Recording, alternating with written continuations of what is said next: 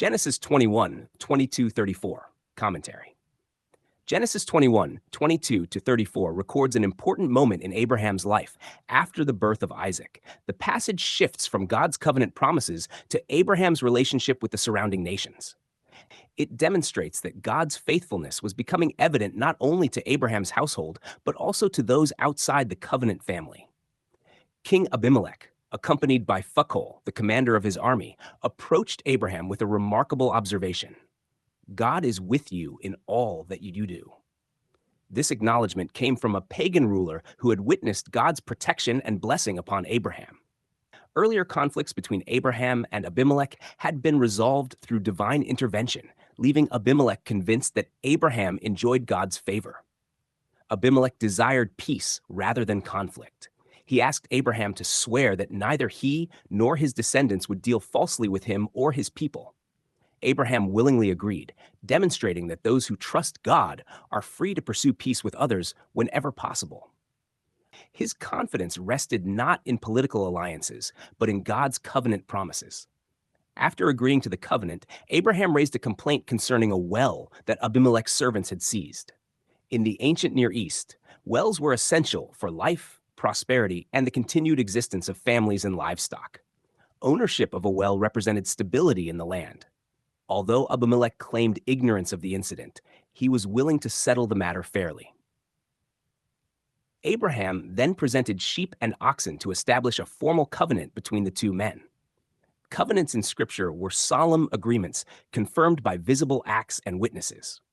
Abraham also set apart 7 ewe lambs as a testimony that he had dug the well himself.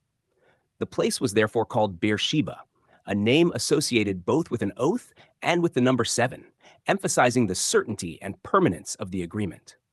This event highlights the reliability of truthful testimony. Abraham did not seize what was his by force, but established his rightful claim through peace, witnesses, and covenant. The narrative reflects the character of God, whose own covenant promises are established upon his faithfulness rather than human strength. The conclusion of the passage records that Abimelech and Phicol returned to the land of the Philistines while Abraham remained in Beersheba. There Abraham planted a tamarisk tree and called upon the name of the Lord, the everlasting God. The title, Everlasting God, El Olam, emphasizes God's eternal nature. Unlike earthly kings whose reigns come and go, the Lord remains unchanged throughout every generation. Abraham's life had been marked by waiting, wandering, testing, and promise. Yet through every season, God proved himself faithful. The planting of the tamarisk tree likely symbolized permanence and hope, expressing Abraham's confidence that God's promises would continue long after his own lifetime. This passage also points beyond Abraham to the greater covenant established through Christ. Abraham's earthly covenants secured temporary peace and possession within the land, but they foreshadowed the lasting peace secured by the finished work of Jesus Christ. What Abraham experienced in shadow has been brought to fulfillment in the new covenant, where reconciliation with God rests entirely upon God's faithfulness rather than human performance. The repeated emphasis throughout Genesis that God was with Abraham anticipates the complete manifestation of God's covenant faithfulness. The promises given to Abraham reached their fulfillment in the coming of the Messiah, whose redemptive work accomplished everything necessary to establish an everlasting covenant. The old covenant order, with its earthly signs and temporary arrangements, served its purpose until God's redemptive plan reached its completion. Abraham's worship at Beersheba reminds readers that every covenant blessing ultimately finds its source in the eternal God.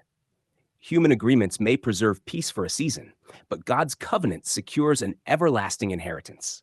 His faithfulness does not depend upon changing circumstances, but upon his unchanging character. The God Abraham worshipped remains the same eternal Lord whose promises have been fully established through his Son.